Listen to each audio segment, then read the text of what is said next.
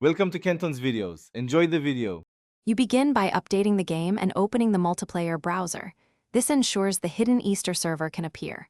Once done, confirm your character meets the event requirements and that matchmaking is enabled.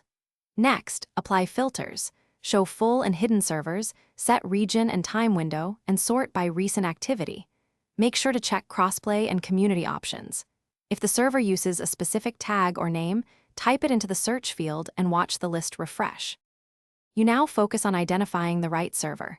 Scan names and icons for event tags or a seasonal emblem. Once you see a candidate, inspect population, ping, and last activity to avoid stale rooms. Join a nearby low-latency server to test connectivity. If the browser hides the server, try manual connect using any shared IP or token. While inside, look for event-specific NPCs or terminals. Those confirm you're on the Easter server. If you cannot, you finish by interacting with the event terminal or follow the NPC sequence. This triggers the Easter content and spawns objectives. Complete the mini-tasks and collect any cosmetic or achievement rewards, then verify the event stamp in your profile. If the server fails to appear or disconnects, clear the game cache, restart the client, and confirm your system clock and selected region match the event window.